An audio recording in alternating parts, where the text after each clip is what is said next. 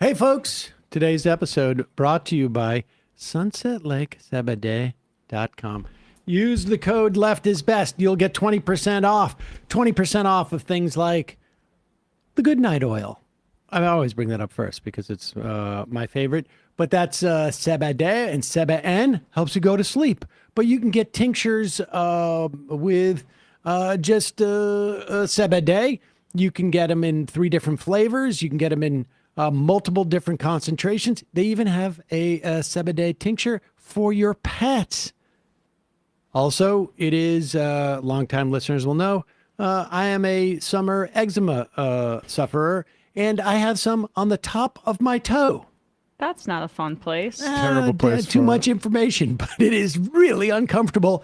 But I have been using my Sebade Solve, which is actually for muscles, but I don't know what it is, the arnica or whatever it is. It works. It works on my eczema. That is an off-label usage. But they also have fudge, which I also use as an off-label usage. I use it as just fudge with Sebade, which is gets a little bit mellow. They also have Sebade coffee, and they have smokables, keef, pre-rolls, all sorts of products, all third-party tested, all grown without pesticides, all grown by a company that has $20 minimum wage and mostly employee-owned, and a company that is a movement partner. They have donated tens of thousands of dollars to things like strike relief funds, Planned Parenthood, carceral reform, refugee resettlement.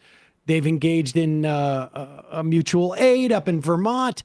You cannot go wrong with these guys. sunsetlakesabade.com. Use the code Left is Best. 20% off. Also, I should got to tell you, they got the gummies and this and that, but all of it makes a great gift. Nice. Makes a great gift. I mean, I don't know what the occasion would be. Father's Day is coming up. True. If you know somebody that needs to relax. Exactly. Now time for the show. The Majority Report with Sam Seder, where every day's Casual Friday. That means Monday is Casual Monday, Tuesday, Casual Tuesday, Wednesday, Casual Hump Day, Thursday, Casual Thurs, that's what we call it, and Friday, Casual Shabbat. The Majority Report with Sam Seder.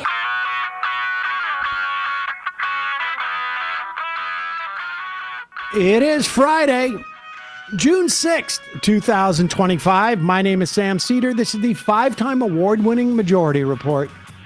We are broadcasting live steps from the industrially ravaged Gowanus Canal in the heartland of America, downtown Brooklyn, USA. On the program today, Heather Parton. You may know her as Digby, writer at Salon.com and the Uber blog Hullabaloo, to look back on this interesting week in the news. Speaking of which, Trump-Musk fallout cost Tesla bigly, but will it make a difference to America? Meanwhile, Republicans scramble to save their huge tax cut bill for the rich from the fallout from Musk's implosion. And the Senate decides to consider cutting Medicare.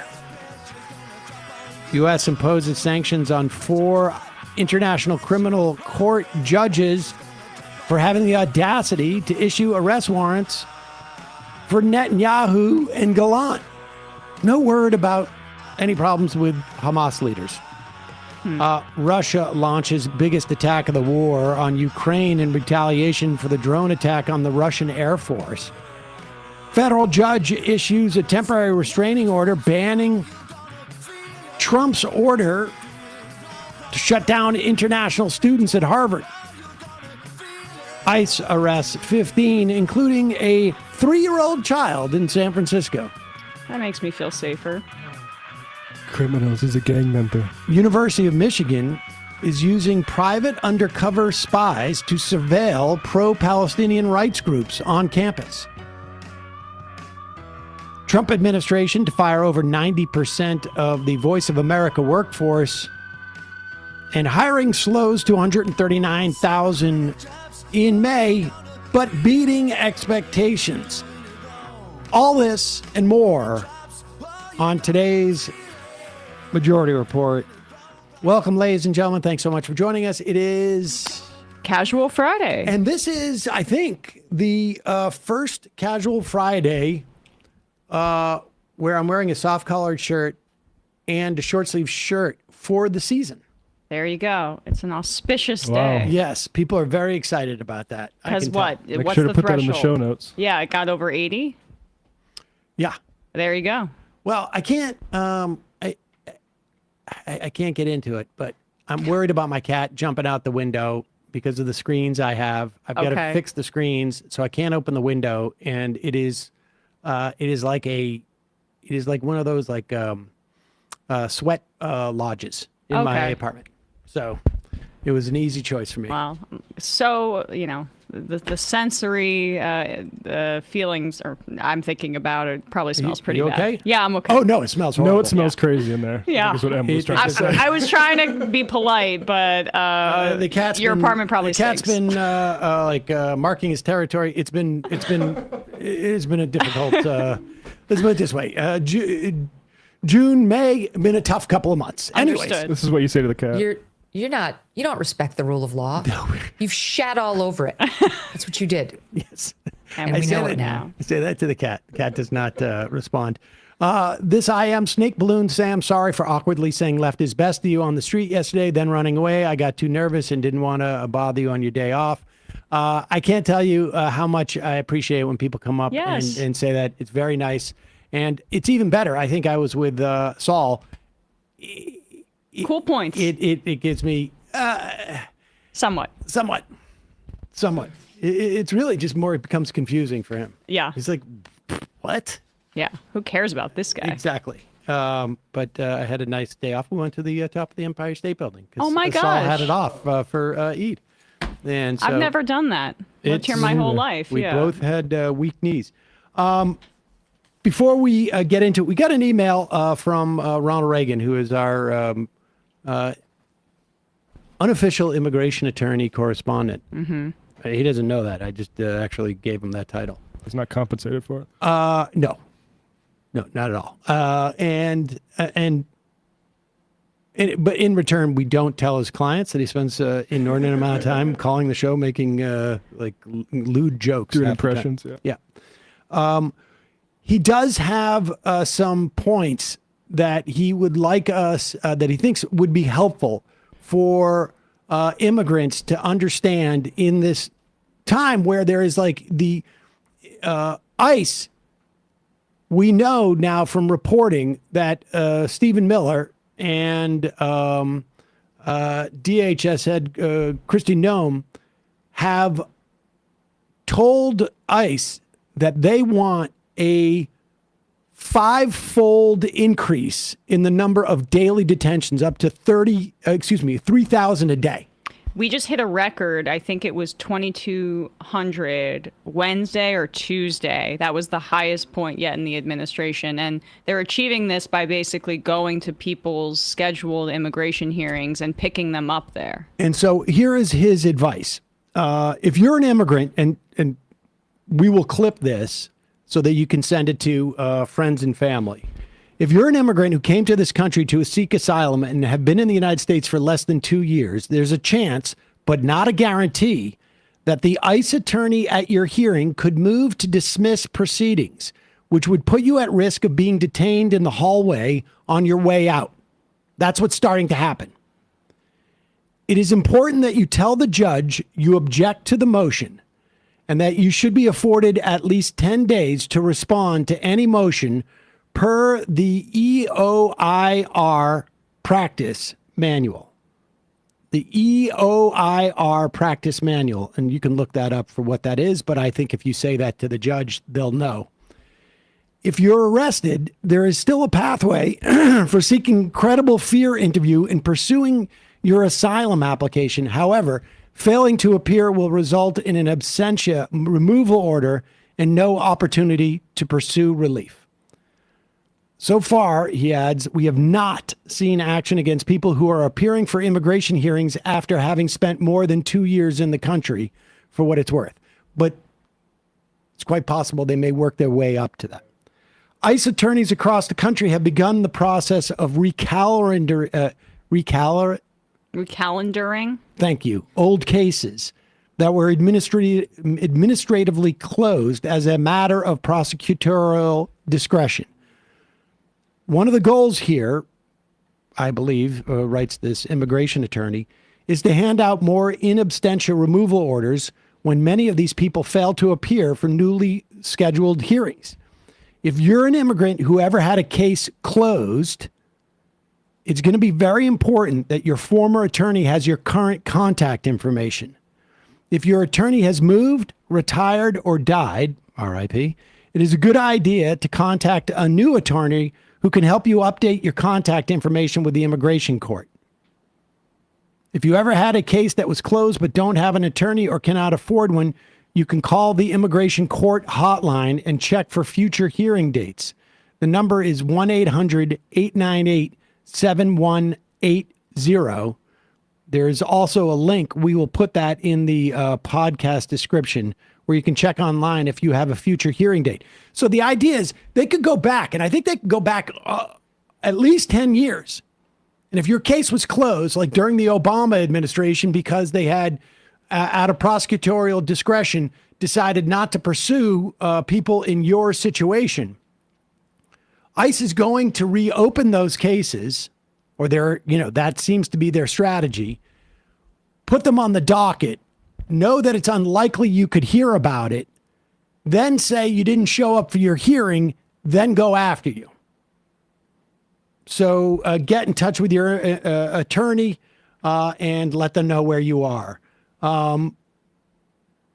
Maybe we can get this posted in the Discord as well, but we will clip that.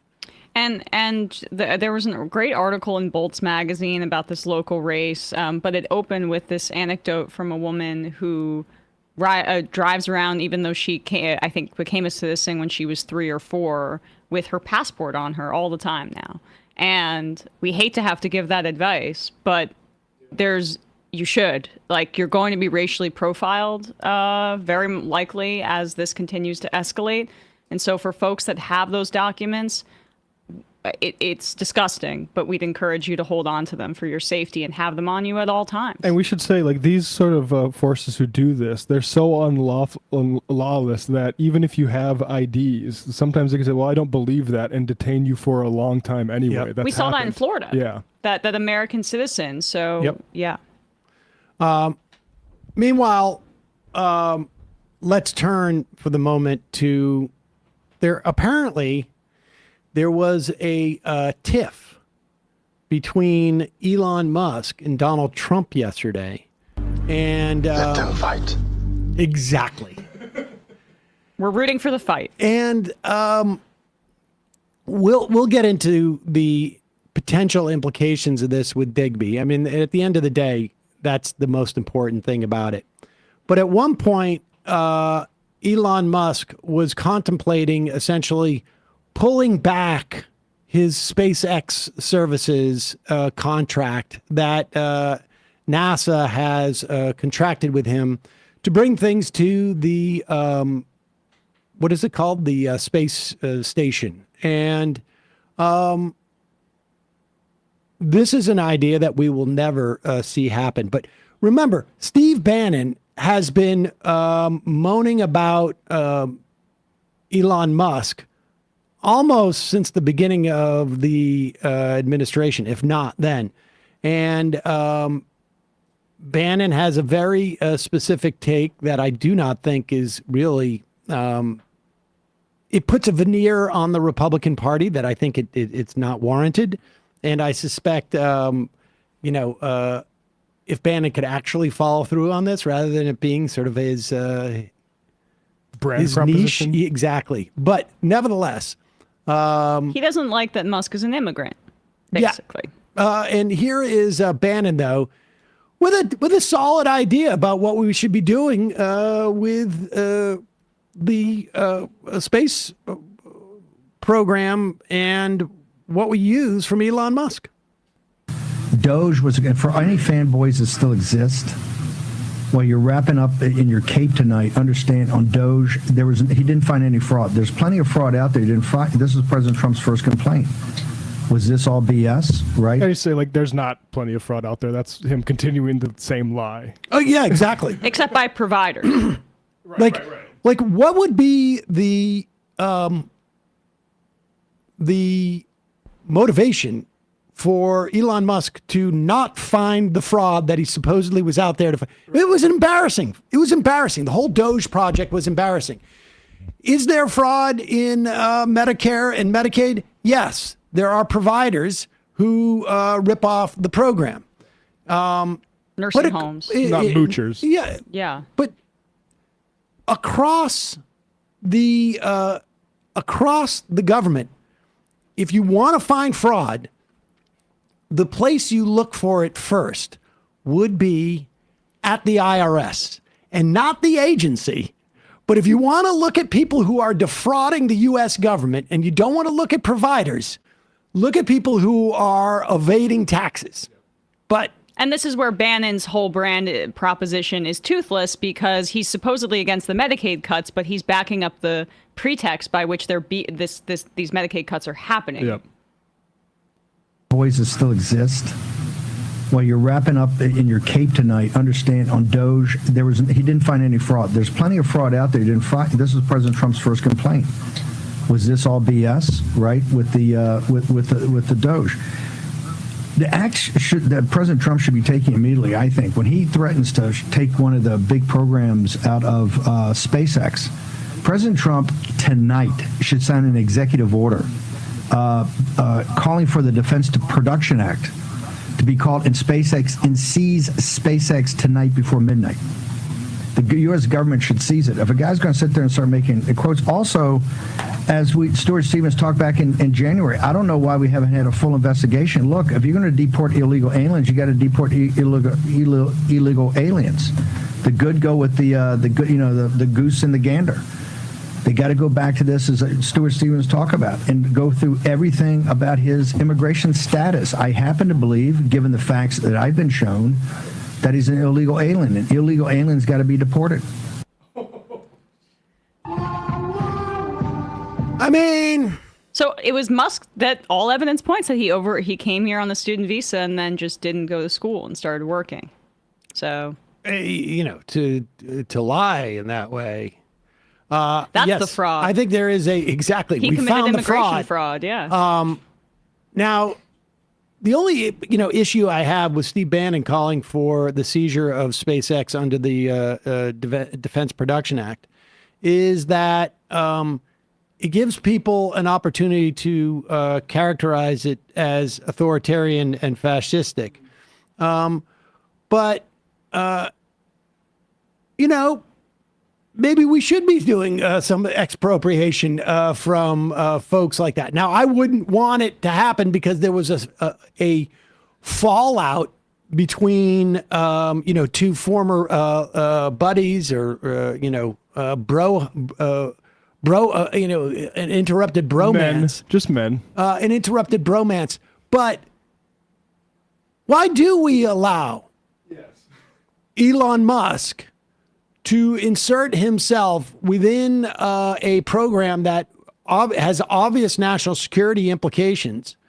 This is a guy who has as much business with any other country. Unless we're going to make this technology open source, which we don't seem to be in the mood to do generally, why would we allow it to be held by a private individual who doesn't necessarily have the United States' best interest in mind? In fact, I'm not even necessarily concerned that if he had a universalist best interest in mind, I'd be more interested. But no, he has an Elon Musk interest in mind. And so I think is it like shows the problem with allowing him into this process in the first place. It's textbook example of why you don't have a billionaire. It's like, because hypothetically, he could get his feelings hurt and say, I'm not going to help the space station now. And that's literally what happened. Well, he already did it with Ukraine, with Starlink, right? He already had some hissy fit and like tried to strong arm them like a mafia boss. And this is what billionaires are. Glorified mafia bosses who can throw their weight around and it can bend the rest of us to their will. They can do sig hails, and it's just like, oh, maybe that wasn't one. No consequences. You can be drugged up everywhere and try to do all this illegal crap in the federal government, and no consequences. What has to come out of this like feud, and where another thing why Bannon falls short is. Yeah, we should be nationalizing this stuff because it should have never been outsourced in the first place. And it was also outsourced to enrich one guy to create the richest man on the planet who has all of this power because of the Republican policies that have been supported in the past. No billionaire should exist, and they shouldn't be able to create these problems for the rest of us. Nothing more to say after that. I hope, if Bannon wants to come out, billionaires shouldn't exist, then perhaps we can have a conversation. But until then, it's like his whole dancing around. It's all about, he's bummed out that he didn't get to prance around in the dark MAGA hat on stage with Donald Trump, and Elon took his place with his buddy. Yeah, he's That's just a what he's YouTuber pissed like about. us. Yeah. He's just, for him, it's just booze. You know, you need to up your game to the ketamine, I guess, to get into the club. Yeah, that's the lesson. There you go. Folks, a couple of words from our sponsors before we get to Digby.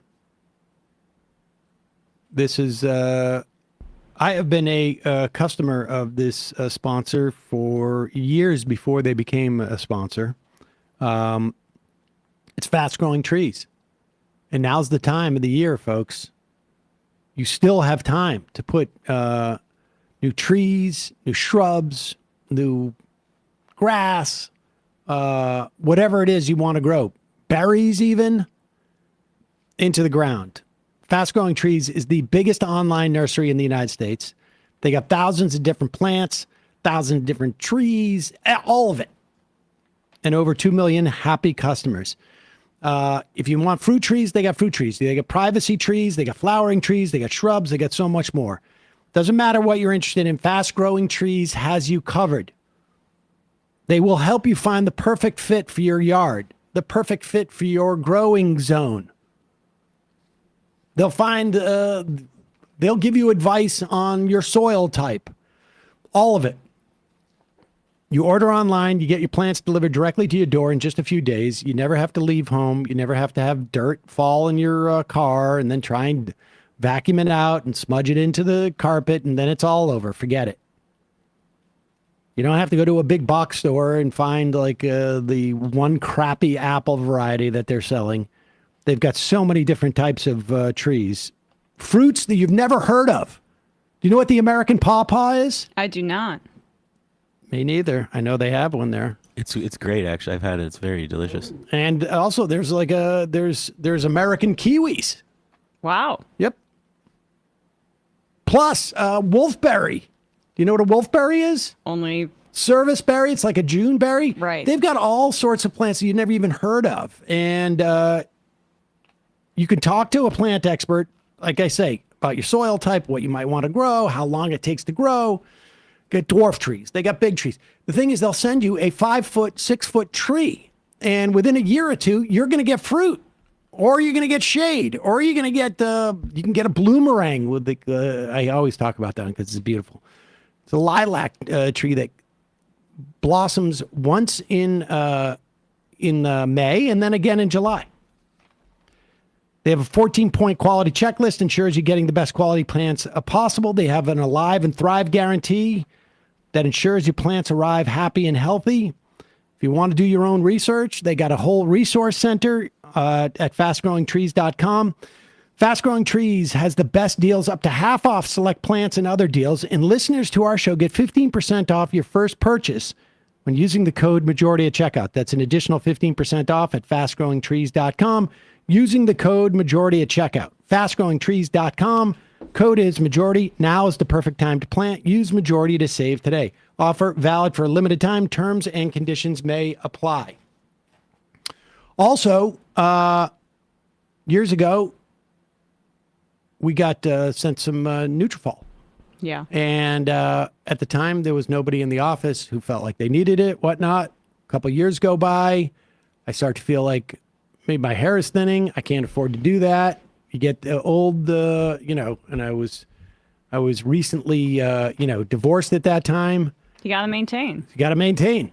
And, but I didn't want to take any drugs because I am always a little bit nervous about that. And then I heard, and then I decided to try the Nutrafol. And it works. You may have heard of Nutrafol's hair growth supplements and wondered, do they actually work? Well, it's a fair question. Many hair supplements overpromise and underdeliver, but Nutrafol is different. It's the number one dermatologist recommended hair growth supplement. It's trusted by over 1.5 million people. It's clinically tested to deliver real results in just 3 to 6 months. And they clinically test the final formulations. So it's not just like all the ingredients. They test the final formulations. They used hair measurement tools like hair counts and pull tests to track real improvements in growth, in shedding, in texture. And the research is published in peer-reviewed journals and vetted by doctors, ensuring scientific rigor and reliable results. Thinning hair is different for men and women. A one-size-fits-all approach does not work. Nutrafol has multiple formulas for men and women that are tailored to different lifestyles and stages. So, if you eat a plant-based lifestyle or if you're going through postpartum or menopause,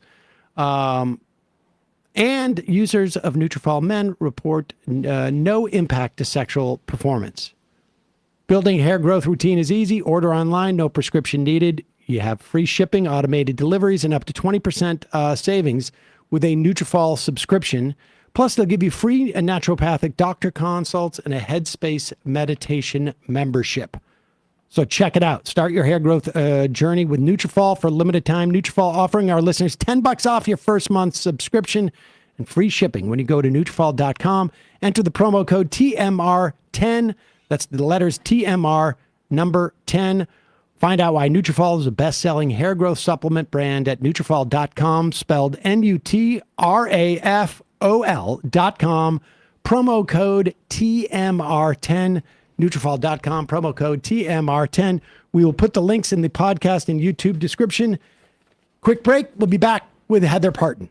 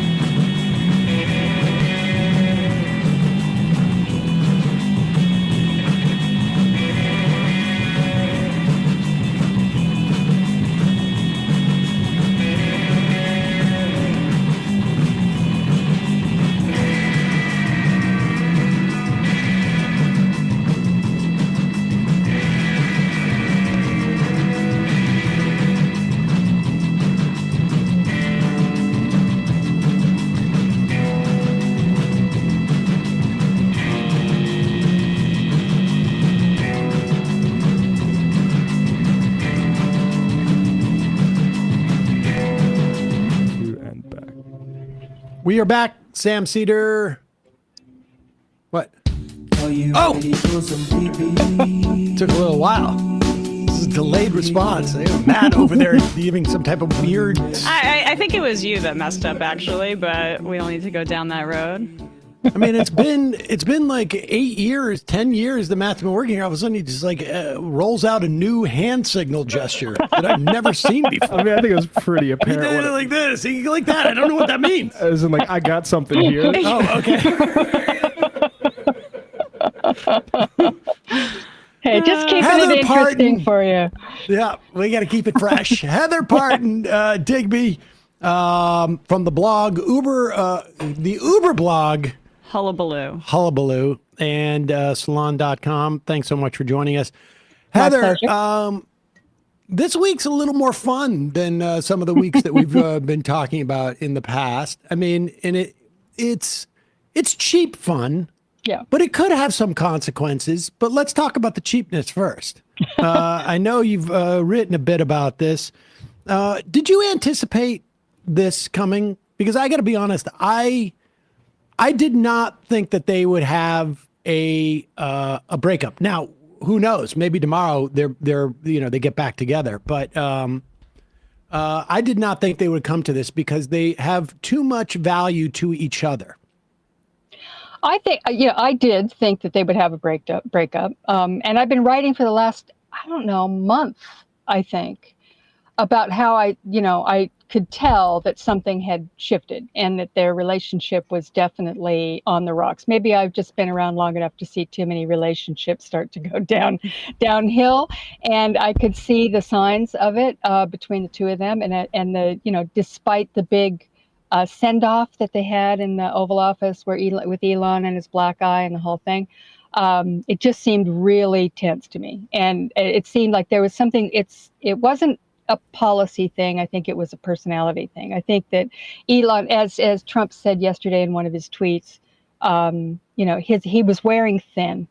And I think that became clear. And the fact that the White House was leaking like a sieve about his drug use and about all that stuff, I thought, something's definitely gone wrong in the relationship. But I couldn't have in my wildest dreams have thought what happened yesterday was going to happen. I thought it would be much subtler and that he'd just ease out and basically kind of disappear a little bit, and Doge would kind of, fade away, and we'd take the place of it with this, stupid one big beautiful bill thing, and that would be the end of that. I had no idea there'd be a massive blow up the way that it was yesterday. So, but they're both drama queens, and what do you expect? I mean, that's the personality that you're dealing with. And truly, watching them in action yesterday,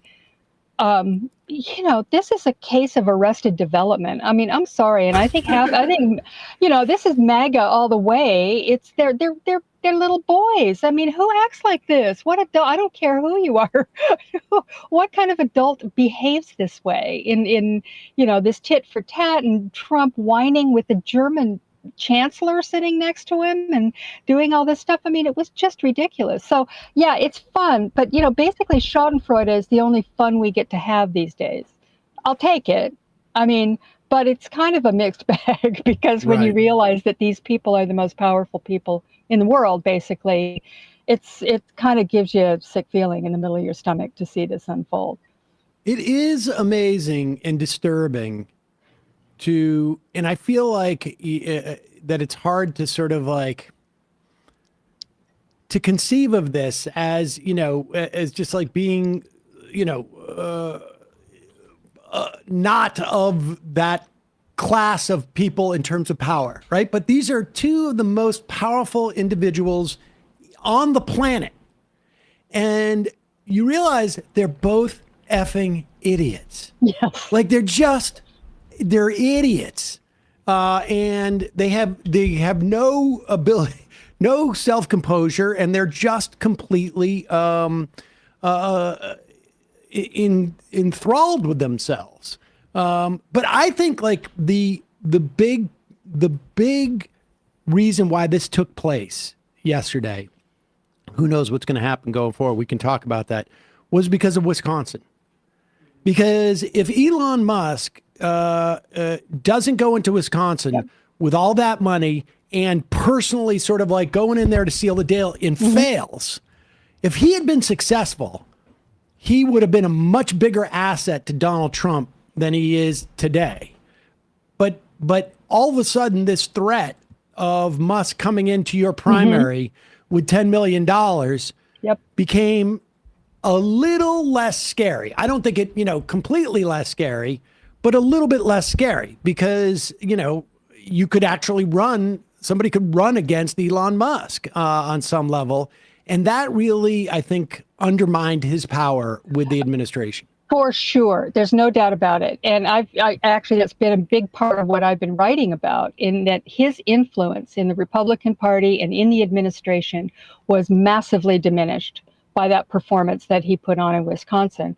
And, consider the fact that yesterday Trump brought up the Pennsylvania thing. Elon's been running around saying from the very beginning that he won Pennsylvania for Trump and therefore won the presidency. And it's been obviously galling Trump to hear that. And apparently Susie Wiles, because Trump referenced her in his comments, Susie Wiles has been saying, no, that's not true. He wasn't the defining factor in that race in Pennsylvania. Trump brought that up yesterday. It wasn't Musk who brought it up. Trump did. Said, well, he says he got Pennsylvania, but no, Susan, I guess, has told me, no, that's not what happened. And then Musk came roaring back and said he wouldn't have won if it hadn't been for me. And there'd be a 50, they would have, the Democrats would have kept the House and it would have been a 51-49 Senate, what ingratitude. The Wisconsin thing proved to Trump that Musk probably didn't win Pennsylvania for him. I think, and that changed his calculation as well. It's exactly what you say, Sam. And it also said something to the Republicans. These people were quaking in their boots. And it makes a difference in what we're looking at now, which is the influence Musk is going to have on the One Big Beautiful Bill. Because that, you recall last December, when they had a very delicately negotiated, because the Democrats still had the Senate. The government funding was about to run out. They were going to shut down the government if they didn't do a continuing resolution through Christmas. And they had a good continuing resolution negotiated with the Democrats in the Senate. They were set to go, leave for Christmas. Everybody was happy. And Musk went and threw a bomb in the middle of that. We said on Twitter, kill the bill, and the whole thing fell apart. Trump knew nothing about that. He was in Mar-a-Lago having fun, and he'd signed off on it. You better believe Mike Johnson did not negotiate that bill, that continuing resolution, without Trump's okay. I mean, of course, Trump had said, yeah, do whatever you need to do, just get it passed, and, we'll deal with that. Trump threw a bomb in the middle of that, and the whole thing fell apart. And remember, we were looking at Christmas with a government shutdown. Yep. And they finally kind of, finessed their way through it and did that.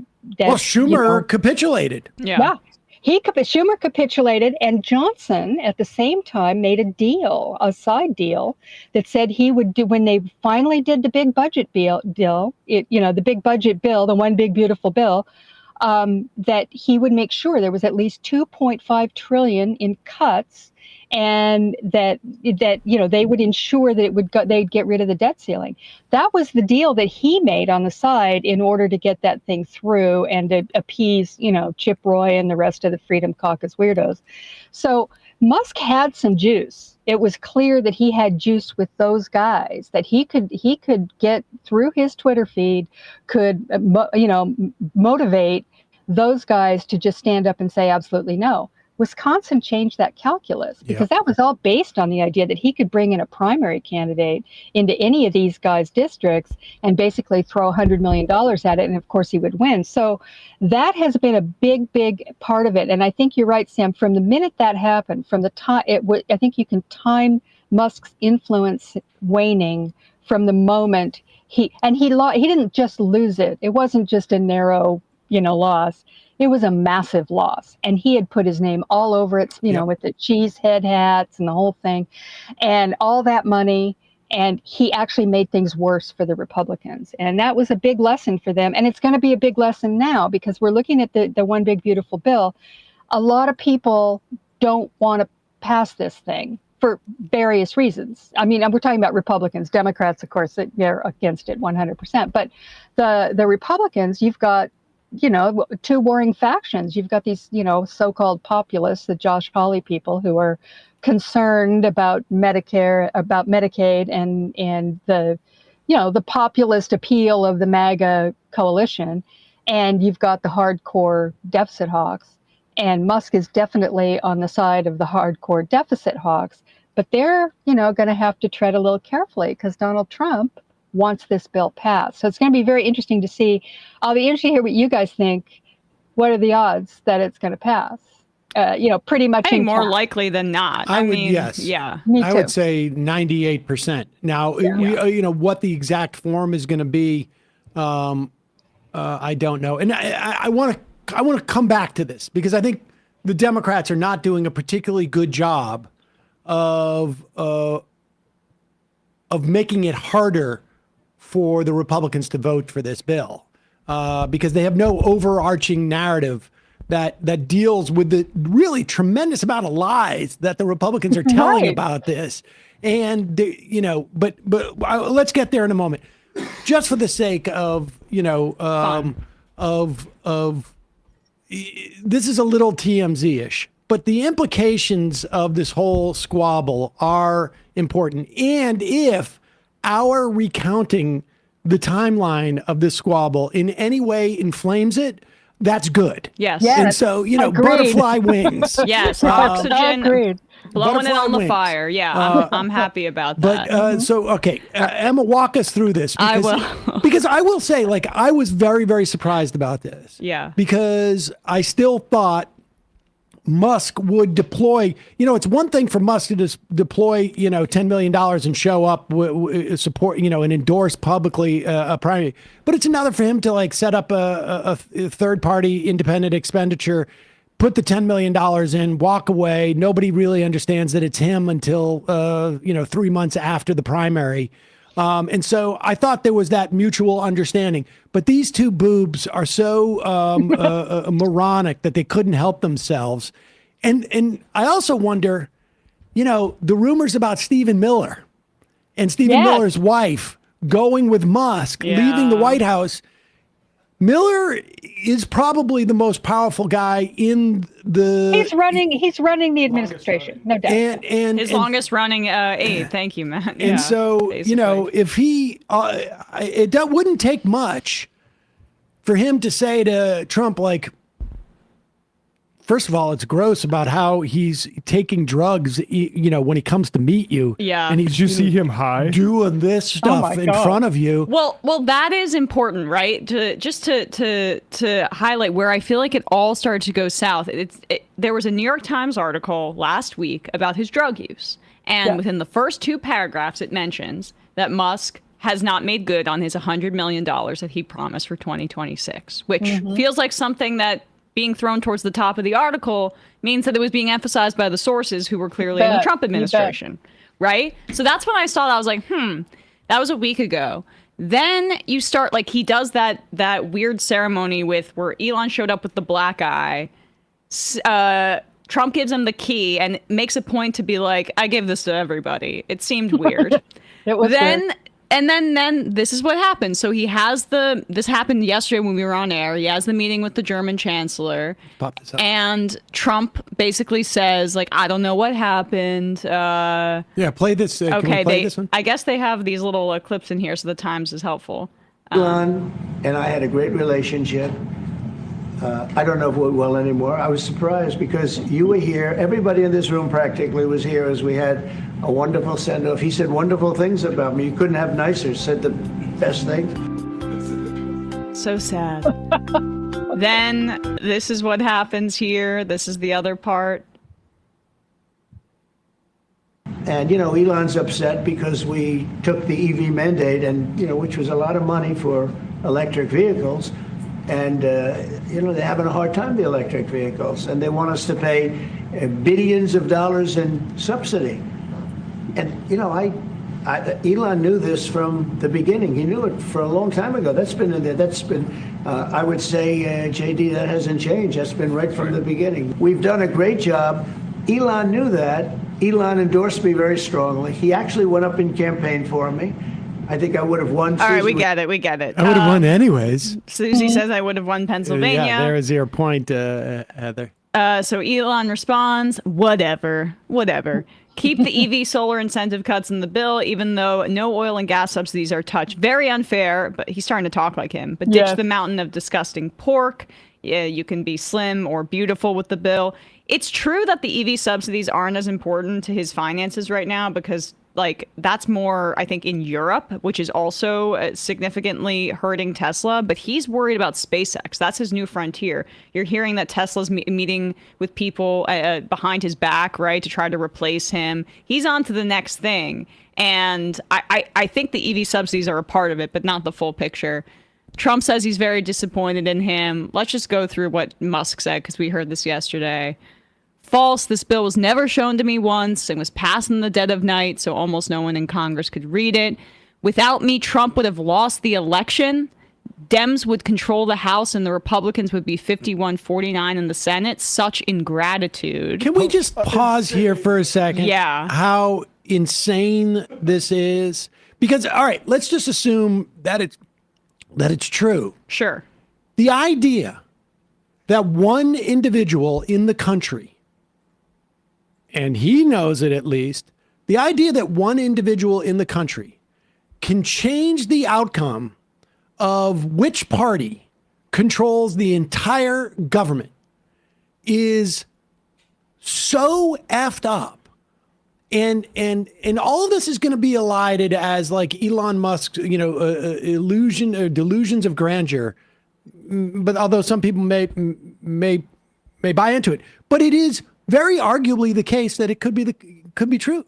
He donated at least 1/4 of what we know, at least 1/4 of what we know, to Trump's entire sort of campaign fundraising, and this is why we should not have billionaires. Of I mean, course. this is going to be a crazy ass word. To him. If people don't know what this is, they can look it up on ChatGPT. But this is what an oligarchy is. Yes. Yeah. It really is. So, right. He keeps going. We can go to the other spicier ones. He suggests a new political party. Andrew Yang immediately responded. Then Trump replies. Oh, and so did Mark Cuban, incidentally. Yeah. With a big thumbs up of a third party with supposedly 80% of the people in it. But again, this is why the idea that Democrats would throw in with their own billionaires, like they have their agenda. Yep. And it's, Yes, they do. at various times, just like we do on some level, like we find the Democratic Party to be the most useful party to carry out our agenda because there's just limited amounts of choices, frankly. So too do the billionaires. But the thing is the billionaires have a lot more influence, and their agenda is a lot more narrowly tailored for a specific set of people than ours might be. Right. And so really lastly, this is Elon's big bomb. He says that Donald Trump is in the Epstein files. That's the reason they have not been made public. Mark this post for the future. The truth will come out.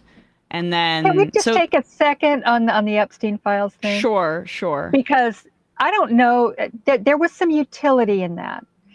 The hardcore MAGAs and the QAnon conspiracy freaks, of course, they all know what the Epstein files issue is, and why it's huge, absolutely huge on the right. They are obsessed with the Epstein files. They think that there's something in there that is just that it all has to do with this QAnon pedophile obsession that they have. Mm-hmm. And they think they're going to break this story wide open, and it's being covered up by the deep state. And there's been a lot of churn among the MAGA people, and in this particular part of the MAGA coalition, about why the Trump administration is not forthcoming with what the files that they think are going to do that. They had this big pageant with Pam Bondi, who put out a bunch of binders full of stuff that had and handed it out to these influencers, this what's her name, Libs of TikTok, and these weird people Cernovich, yeah, Cernovich and this group who are involved in all this Epstein, conspiracy theory.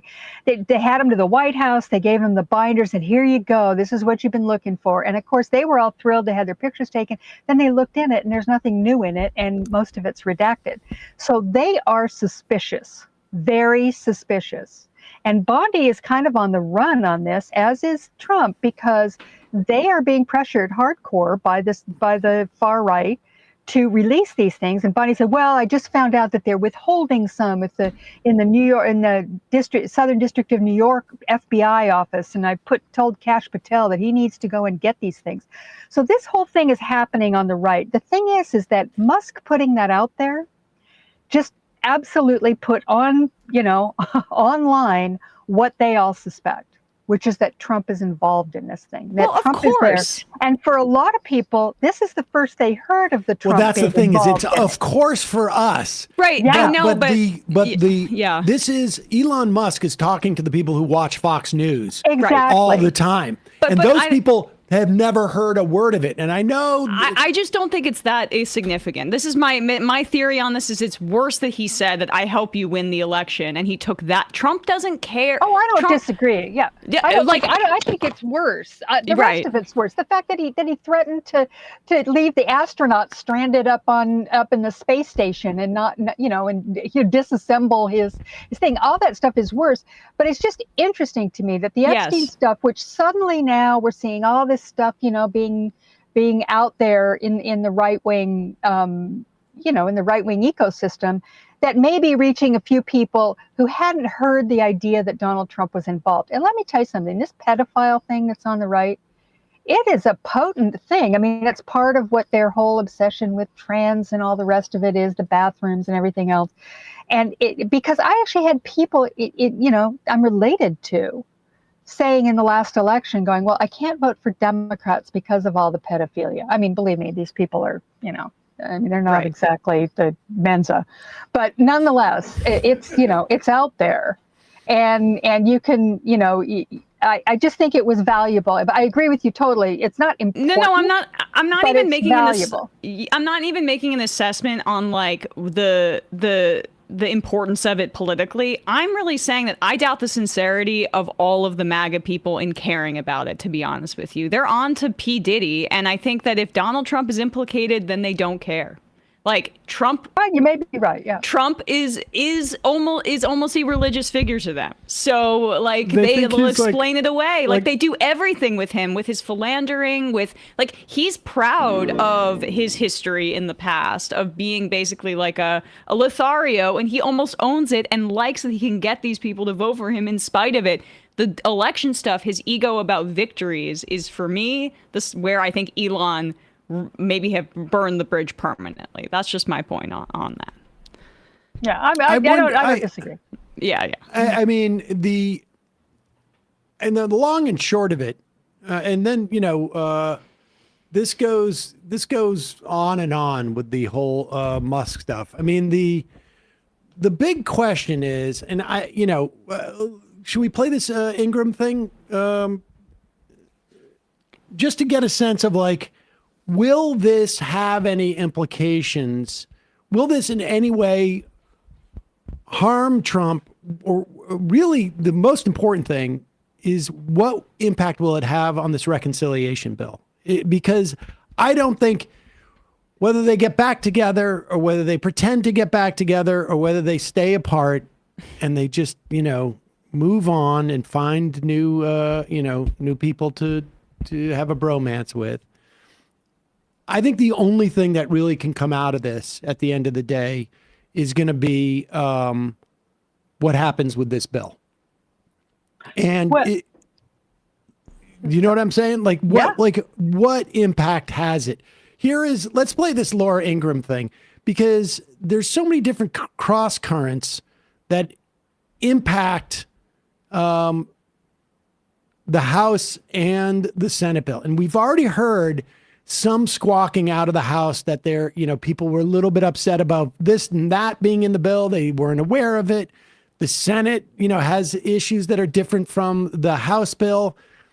And if Musk is no longer a tool by Trump to discipline his people forget, and I imagine these politicians remember, Trump doesn't do so well when he's not on the ballot. And so Musk had the cash that could actually fuel a race against it. He was the enforcer. The enforcer's gone, and it may just loosen things up a little bit in the Senate. Here's Laura Ingraham.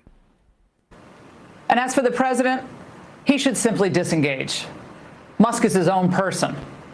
The government contracts that he has stand on their own merit. They shouldn't be called into question. Threatening to pull them, that's not wise. When 5 minutes ago you were, of course, hailing Musk's work and helping rescue the stranded Americans in space. Elon Musk is like the Thomas Edison of our time. He sacrificed for America personally and professionally. And he wanted to make the Trump presidency happen, and it did. And I will... All right, God. This is my quick theory on this. She's siding with Elon a little here. Yeah. So Laura Ingram's already been demoted from 10, right, to 7. That, or her time slot changed. You're talking about time, not on a 10 scale. Sorry, well, I mean, Trump, she's a 7 now. The older she gets. She's aging out of the Fox News. They don't like women, you know, that are older. And getting a little long in tooth, she saw her colleague, Tucker Carlson, we know from the Dominion lawsuit that they at least would text and shit talk Trump and things like that, who moved over to X, to Twitter. Elon has deep pockets, and he's seemingly willing to fund a lot of these right-wing influencers, including, just some of the shit posters you see on Twitter who spread all of this disinformation. Clearly, there's Twitter money behind that, right? Mm-hmm. I wonder if she's planning an exit strategy and is trying to suck up to Elon on the way out. That's just my one thing I'm throwing out there. Following Katie Miller, maybe there's a whole crew of them that are going to follow Musk out the door. I don't know. That was interesting. I hadn't seen that with Laura. Seemed to me like she was pretty well hedging. She saying Trump should disengage. That's a pretty strong sort of statement to him, I'd say. And this hero worship of Musk is enough to make me just hurl. Honestly, I just can't take it. Have you guys watched that movie Mountainhead by the guy who did Succession? No. I actually wrote about it in the context of Elon Musk earlier this week as I was watching this thing break down. And, there have been all these profiles of Curtis Yarvin, the guru, the Silicon Valley guru. These people, I swear to God, I said earlier that it's a mass case of arrested development. It's so true with these guys. These people are they're like children. There's just, it's all some kind of sci-fi pseudo intellectual bullshit, basically, that they're all following. And these people like Laura Ingraham and a number of people on the right, maybe on the left too, I don't doubt it, are looking at these people like calling him the Thomas Edison of our time. That's ridiculous. He didn't invent Tesla. He bought Tesla. He's a huckster. He's a marketer. He's an entrepreneur. He's somebody, he's very good at it. I'm not going to take anything away from his ability to make money because he does have a real talent for it. But as far as him being some kind of a super genius, look at him in action yesterday. You tell me, is that a genius? Because she shouldn't sound like a genius to me. Well, to be fair to Elon Musk, he is under the influence of probably enough prescription and non-prescription drugs that I forgot about that. Could kill a horse. Isn't that what ketamine's initially for? Isn't it a horse tranquilizer? It was a horse tranquilizer.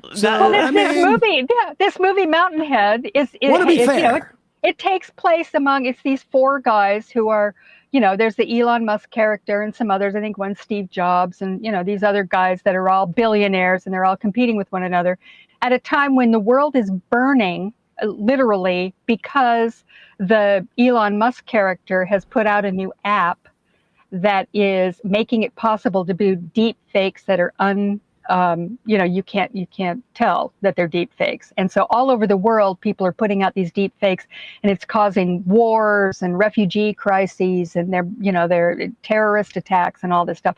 And these guys are all sitting there watching it on their phones, right? They're at this mountaintop airy for a poker weekend, and they're watching the whole thing happen.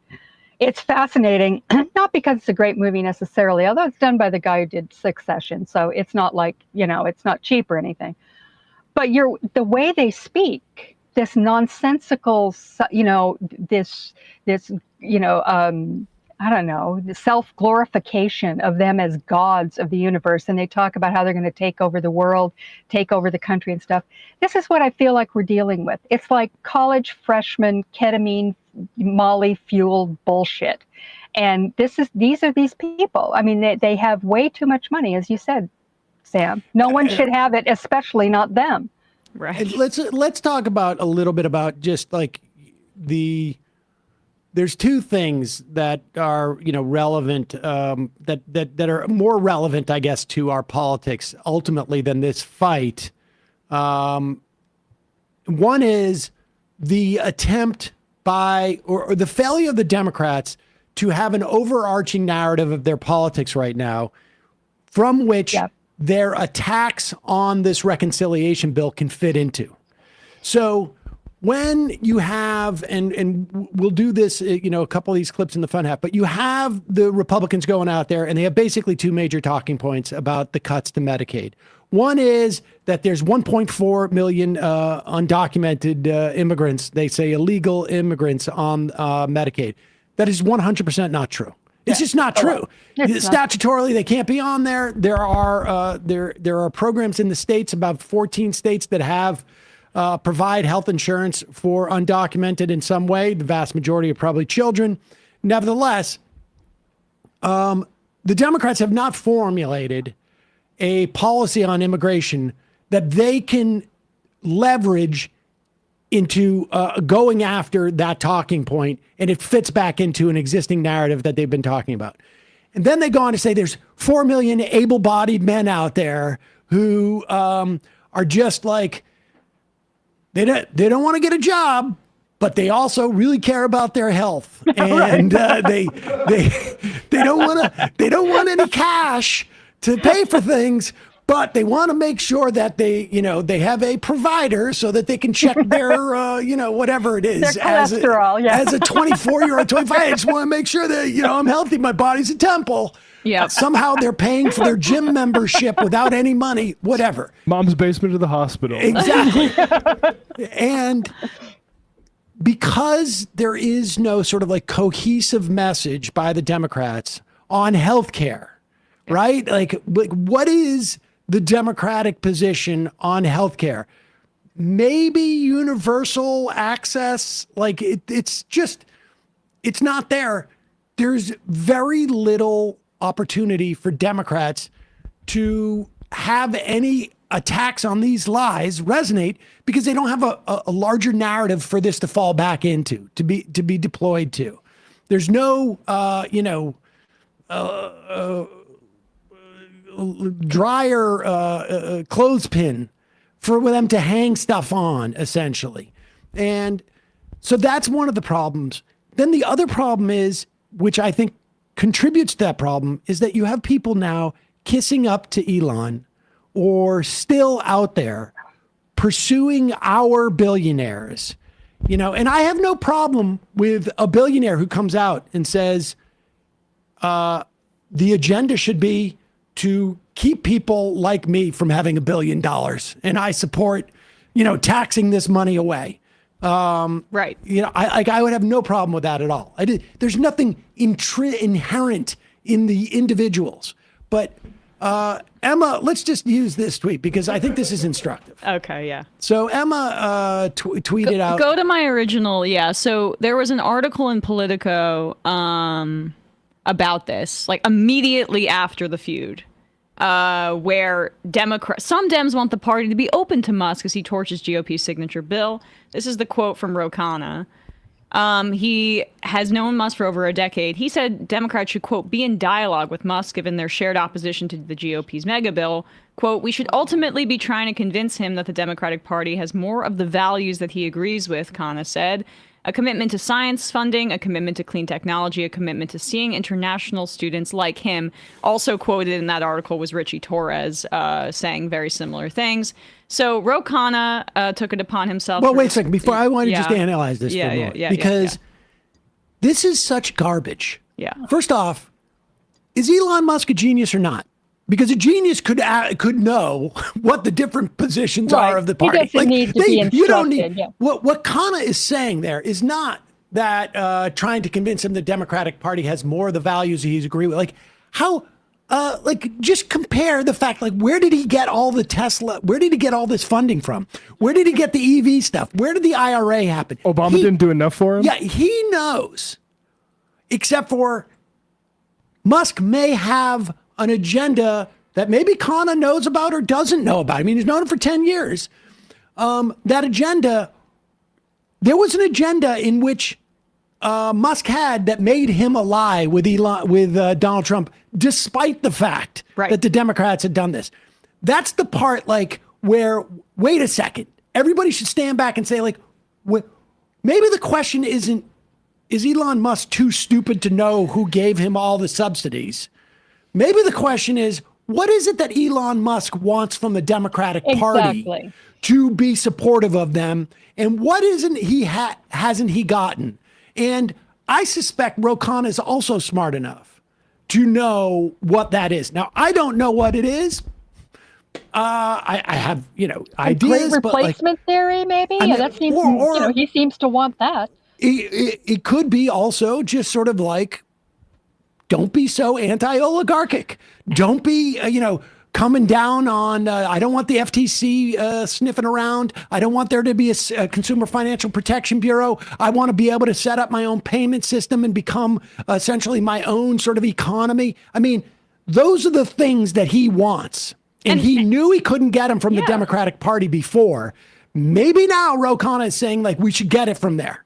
And that is what's insane is this is why we're in this exact situation, because the Democrats took it upon themselves to help subsidize this industry as opposed to taxing the rich and not saying like, hey, we should give all these Silicon Valley billionaires whatever they want. So Khanna says this, then responds with this, like, if Biden had a big supporter criticize him, Trump would have hugged him the next day. When we refused to meet with Robert Kennedy Jr., Trump embraced him and won. We could be the party of sanctimonious lectures or the party of FDR that knows how to win and build a progressive majority. And I just responded with the Nazi salute, just this image here.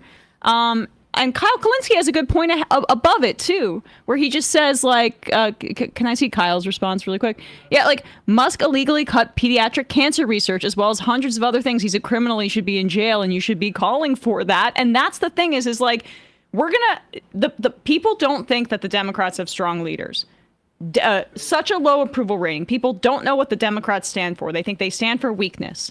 Now we're going to say that the past 5 or 6 months where we have called out this guy for being a Nazi, for doing a Sig Heil, for cozying up to the far-right AfD Holocaust-denying German party, for cutting pediatric cancer research, for the USAID cuts, which likely mean that thousands of children are going to die because they don't have HIV medication, that's all okay as long as you give us money. That is what Ro Khanna is saying. And that is why the Democrats continue to lose. And I want to add one more thing, too, here. And then, sorry, Digby, we'll let you weigh in on this. But Kevin Cruz had a response to, which I didn't realize at the time was a response to Emma's tweet. And Cruz made the point after Khanna cites FDR. In 1936, FDR closed out his re-election campaign by bragging to a massive crowd at Madison Square Garden that organized money hated him, and I welcome their hatred. He took 60% of the vote in a 523-8 electoral college landslide. FDR knew that having the right enemies could be a useful thing. Where did I hear that quote before? Well, yeah, we happened to play it on the show, but the opening of the show. But that's the point that arcana, and I would imagine there's also a large contingency. This is the one out there sort of promoting this because he has this personal relationship, I think, with Elon Musk, frankly. And financial one with David Sachs, which continues to this day. But the idea that we should have negotiated with RFK on what exactly, and the idea that going after organized money, going after oligarchs, going after is a bad idea as an electoral strategy is bull. It is bull. It is bull. There has never been a better time to do that than right now. I mean, but they're not doing it. We've got Democrats in the Senate voting for this crypto bill to make, stable coin legal and use it as an alternative form of, legal tender, legally do that. This is insane stuff that they're doing. And it's all because they're chasing the money. It's obvious. It can't be any more obvious. If you ever thought before that maybe people were being a little bit too suspicious by thinking that the Democrats were chasing money because they're really good guys who care about unions and blah, blah, blah. I think you have to, right now, there's no excusing it. We've got these billionaires out there. This whole crypto scheme is beyond belief that they're actually doing this, that the president of the United States is making billions from this stuff while he's in office and his kids are running around running businesses to do that. And yet, for whatever reason, just this week, there was a meeting among centrist Democrats in D.C. Talking about how we really need to, we need to moderate and we've got to be a little bit more. So we've got to figure out how to win by going for that moderate vote. And, when you recite that quote by FDR, that was in the middle of the Great Depression. I mean, things were really bad. And, and anybody else might have said, hey, excuse me, maybe we need to, back off on some of our plans and whatever, because Roosevelt was out there throwing everything he had at it and failing a good part of the time, but succeeding a good part of the time. And he didn't back off a bit. And he won with 60% of the vote. And, which also shows that there's always 40% of, dipshits out there who, are going to vote for the other side. But the fact is that this is the time for this argument. There's never been a better time for it. Yep. Now it's here. People are showing up to those rallies with AOC and Bernie in vast numbers. There's an appetite for it. And it's not just among the far left. I really think that is an absolute illusion. If you saw anything in the last election, there were many reasons why the Democrats lost. It was a squeaker, but they did lose it, and they lost it legitimately. It was around economics, was the thing that brought the great middle to Donald Trump. For whatever reason, they were just unable to grasp that, things were getting better. It didn't feel that way. I suggest that it's also this tremendous kind of sense that things have gone off the rails economically because of all this money. We've never had billionaires before, and now there are dozens of them. I mean, it's not just one or two. And look at the amount of money that a guy like Elon Musk has, or Jeff Bezos, or any of these, super rich people.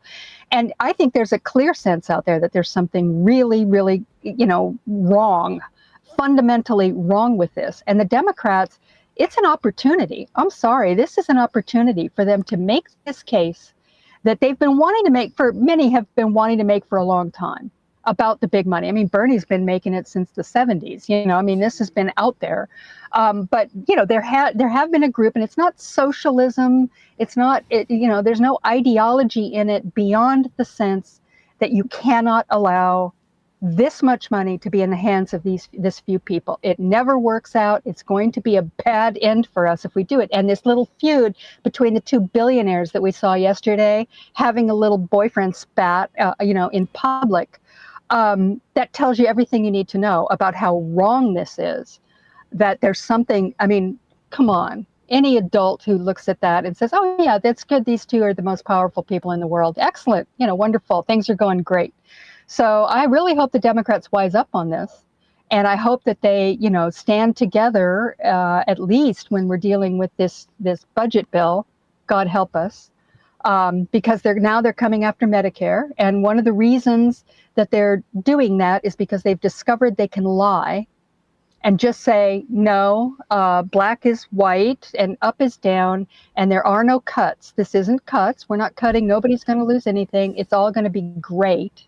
And all we're doing is getting rid of waste, fraud, and abuse. So all you people settle down. The Democrats have got to make an argument on this, and they've got to do it now, and it's got to be clear. And if you got Ro Khanna out there saying, well, let's talk to Musk about an RFK Jr., I mean, what are we going to do with that? Exactly. And frankly, Chuck Schumer going on, attacking the Iran deal, things like that. I mean, this is all sort of like wasted. And there should be one message, and they should be going at this bill, not this other crap that they think is going to in some way disempower Donald Trump. This is the fire that is raging right now. And the idea that FDR is out there going like, we need to explain to the Rockefellers and the Astors how the Democratic Party is on their side. The DuPonts need to make an argument. I just have to connect these two things because I think it's really important what you're saying, Sam. What the Taco Trump daring of him does, and why it fits with what Ro Khanna is saying, is both of these messages undercut the extremism of the Republican Party. Taco Trump means I dare you to do what you want to do. I dare you to go and go after Iran or whatever. I dare you. Well, you're always chickening out. Why don't you do these tariffs? So what does that mean if he doesn't chicken out? It means, you're just saying he should just do what he wants and there aren't going to be consequences for it? Aren't we supposed to be talking about how there's real consequences for what Trump is doing? And then this also undercuts the extremism of Elon Musk and the Doge cuts and everything that he did prior to this.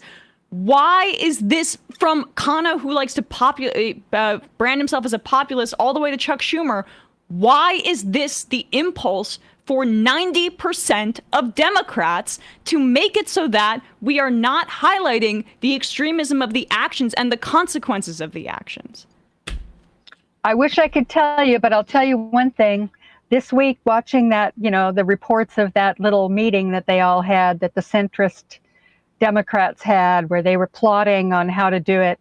I've been around a long time, and we did this already. It was called the Democratic Leadership Council. Yes. And after the Democrats lost 3 elections in a row back in the 1980s, and Ronald Reagan won in landslides, and the Republicans were on a roll, they decided that they needed to do something. And what did they do? Exactly this.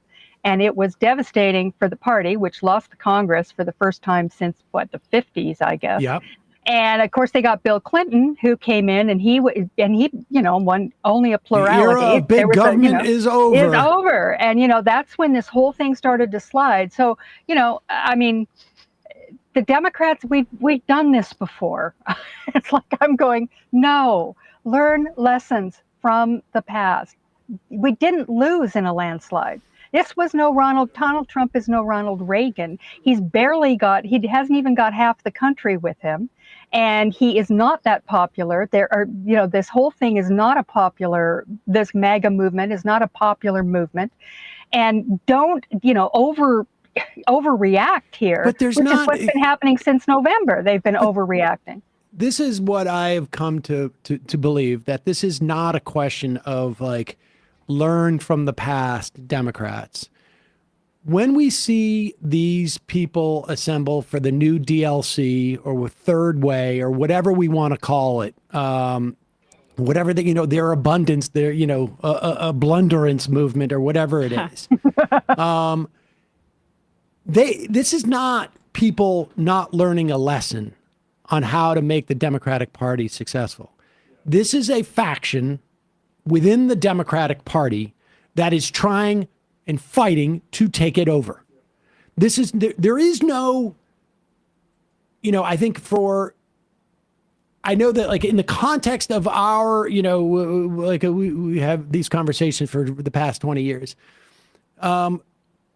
There was a sense of these people are never going to learn, but no, they know already. And they're just, to the extent that we perceive them being ignorant of history and misreading history, that is our failure. That is our failure to realize they are fighting a fight. And they may deny it. Sometimes they don't, but they are fighting a fight. We need to fight a fight. We need to realize this is not, there's no learning a lesson. Regardless of Hillary Clinton loses, there's no lesson to be, there's nobody learning a lesson. It's which entity within the Democratic Party or without it or whatnot is going to influence the direction of that party. It is a fight. Period. End of story. There is no lessons learned. We have this mentality that people are going to be rational, but no, they have a different agenda.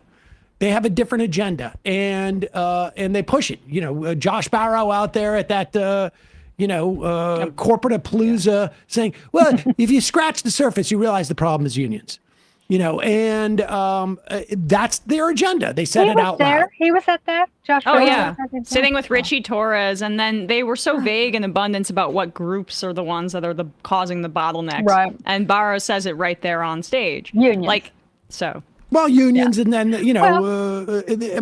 agenda is out there to see. Well, look at it this way: the opportunity that I just outlined for the great. Middle, left and middle of the Democratic Party to jump on right now is this oligarchy. That's there. It's obvious.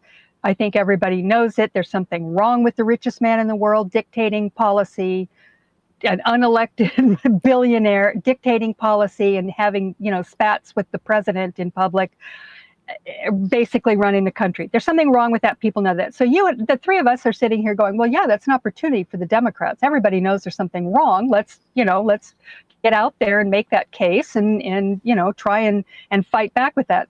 These people that you're talking about also see this as an opportunity. There's a boatload of money out there. There's a lot of money, and our good plutocrats, they've got money. And, hey, the bad plutocrats like Musk, I mean, come on, he can be reasoned with. He's got a lot of good qualities. He takes drugs like liberals do. But here's great. He's one of us. Here's the thing that annoys me is that well, not annoys me. Ro Khanna is personal friends with Musk, and if there's any educating going on, why does Ro Khanna need the whole Democratic Party to gather around and say and convince Elon Musk? Why don't you pick up the phone and go, hey, dude? Just the Democrats provide more benefit from you. He knows this has to be disingenuous on his part. He knows this. The whole Democratic Party doesn't have to warm embrace the Elon Musk and go along with Elon Musk's agenda. If Elon Musk wants to support Democratic agenda, he can. He can. There's plenty of ways he can do it. But we're not even talking about how he's toxic politically. We almost talked around. Who's going to vote for that? Yeah, who's going to vote for that? The money is you get the money, but you also get a huge sign around your neck and a dunce cap that comes with it. The cheese head on. Basically. But does the money still spend? We just saw, right. But we just saw in Wisconsin. You also get the legalization of comedy. Fair enough. I know comedy can be legal, and you can say the R word again, which is the best material benefit that Trump has provided for these folks. But that's what it would be an albatross for Democrats to take this money.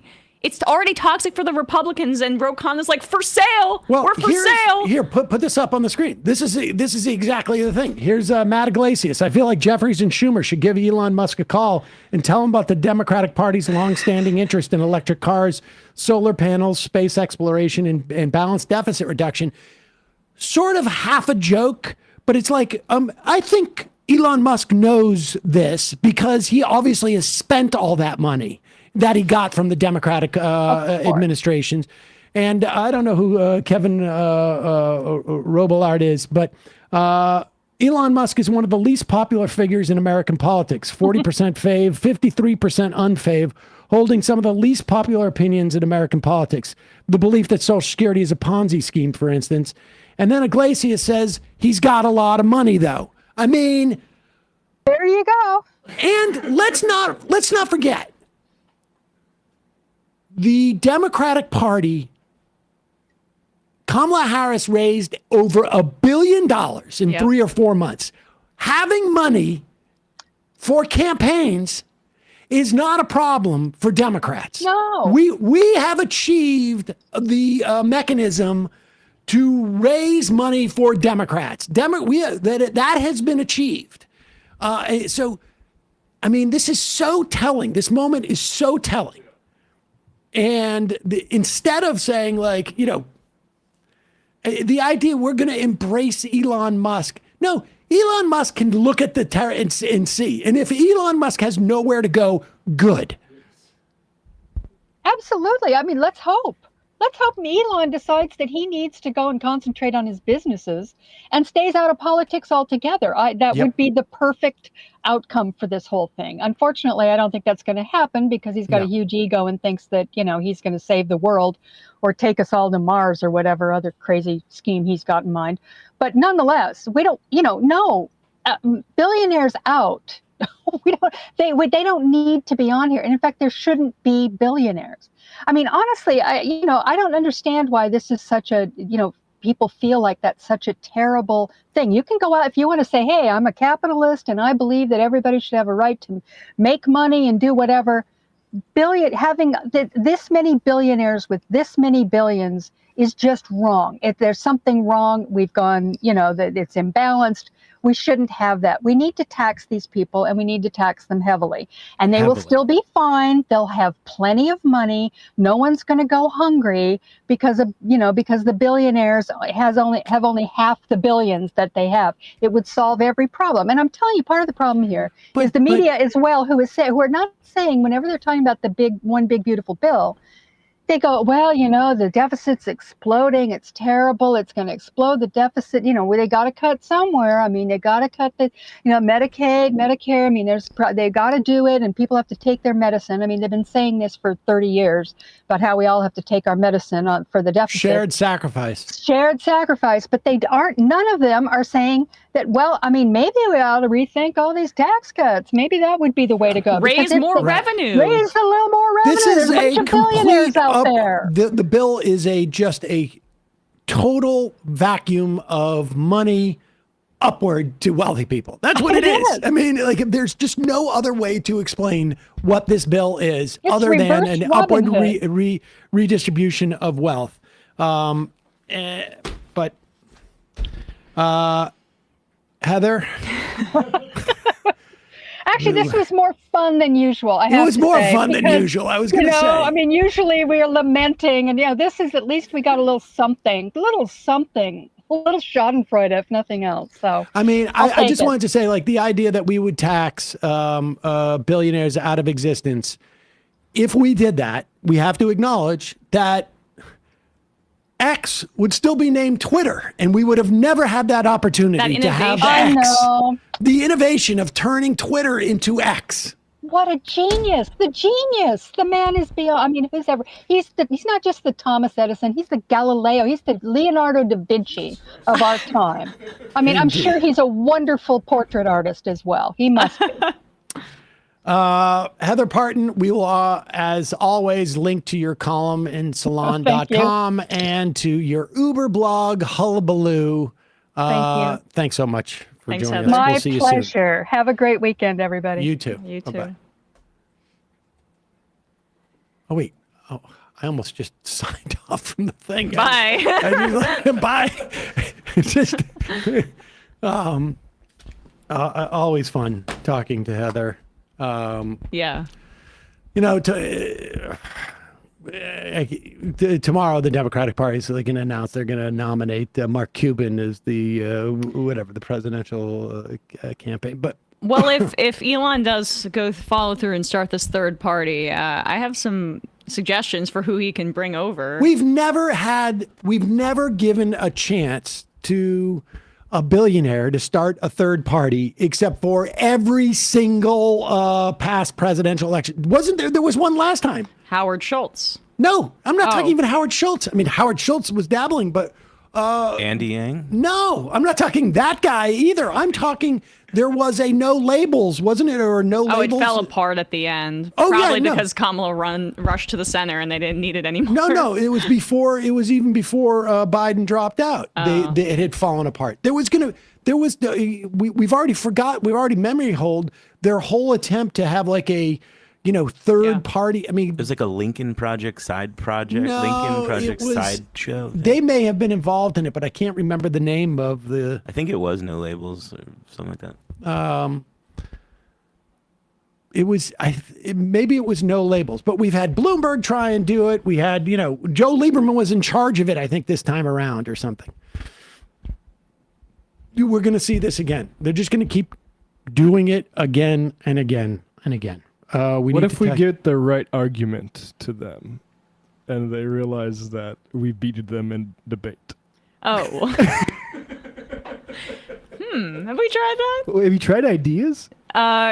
It is like incredible that they keep what's interesting about the post Citizens United world also is that like, are we at a point where money has diminishing returns in our elections that are largely like Already bought? I don't think it's it has diminishing returns for presidential elections is really my viewpoint. Like with that amount of media, with that amount of attention, it doesn't matter as much, right? I mean, for Trump, it helped him because of some of the shortcomings with his ground game, maybe. But this is why that amount of money has diminishing returns, because this is a campaign is also a capitalist endeavor, and the dirty little secret is you as an individual consultant working on that campaign will make more money if you focus on television ads and concerts and whatnot. Like the amount of money that is skimmed off of everything. There's just too many people making money off it. Yeah. The way to expend this money, certain amount for advertising budget, but then go hire an infrastructure and pay to have more paid like organizers of canvassers and whatnot, like create a paid system to which to attract volunteers. But that doesn't make money. There's no like sort of the rentier class can't make money off of that. Yeah. If you buy an ad as a consultant to Deborah, you get 15% of the ad buy. That's efficiency for you. If you book Beyonce to do a concert, you're going to make, and she's getting $1 million, you're going to get $100,000 for that booking. I mean, that's the way that it works. And the Obama campaign in 2008, I feel like also just led to the explosion of that on the Democratic side, as if it wasn't. I mean, Obama's, they pretend like it had nothing to do with how Obama ran, really to the left of Hillary Clinton in that election. And that's like. And then they demobilized everybody who, I mean, I know people who were the first time voting in Iowa, part of winning that state for Obama, and they just demobilized that entire organization. Oh, once yeah. Obama OFA was completely demobilized. They had an entire army of what they missed in this previous election of young animated because people. they did not want to be pressured by outside groups. Yes. In fact, The during groups. that summer, they specifically said, do not give money to outside activist groups. All the money comes to us. It decimated the party. And we'll give it to the banks while you get thrown out of your house and wonder why people don't vote for us in the next decade. Brent in Los Angeles says, Sam, please stop moving your microphone around. Signed to everyone who listens on headphones. I apologize. I got a little bit animated today. Folks. One sec. Oh, sorry. I thought you were going to go into the fun half. I was. Well, there's, I don't take Nutrafol, but it's getting hotter, and is there another alternative way to keep my head from getting sunburned? Oh, yes. Good point. Ladies and gentlemen, we have new trucker hats available for pre-order at the Majority Report merch store. That's shop.majorityreportradio.com. very nice. We now have the powder blue, which I have to say, originally I wanted the black, but now I want the powder blue. You're welcome. That was and- Matt's idea, yes. You have a very good sense of hat, because I've noticed like Very fashion. the other day I was Massive searching for my cap to fashionista. play softball, and I had the left reckoning, and I'm like, this looks good, but I also Yep. don't know if I want to get it sweaty. Like I don't wear hats enough for fashion. I have too much like utility tied up in them. But this powder blue one, I would wear that to like a formal event. That's very Tim Pool of you. If I'll tell you something right now, Wedding coming up. I'll tell you something. If I could get it in time for your wedding, I would wear that hat. You're 'Cause gonna wear it would go- a hat it would go with with my your suit. face on it to the wedding. You're Well, wearing a that's blue the only suit. thing that makes me feel a little bit, but it's the different colored glasses. I don't know if people would pick up on that. You know what's funny is half the people there are going to know who you are most likely anyway, my side, and just like make the worst impression possible by coming up and showing up in your own merch. It's just like play an egomaniac the whole I'll tell weekend. you something. I have a long history of embarrassing myself at weddings because of things like that. But Can't wait. Yeah, there I was gonna wear the shirt. Is that not? Yeah, the Vergonia shirt. Yeah. Absolutely. yeah, sure. Everyone just show up in sweats. Folks, check this out. Shop.Majority Report Radio. You can get the truckers hats and the Vergonia shirt. Okay, with that said, I'm going to head to the fun half. Patreon.com/Left Reckoning. We got Oh, gosh, sorry. Sunday show coming up. Check it out. See you in the fun half. 3 months from now, 6 months from now, 9 months from now. And I don't think it's going to be the same as it looks like in 6 months from now. And I don't know if it's necessarily going to be better 6 months from now than it is 3 months from now. But I think around 18 months out, we're going to look back and go like, wow. What? What is that going on? It's nuts. Wait a second. Hold on for a second. The Majority Report. Emma, welcome to the program. Hey. Matt.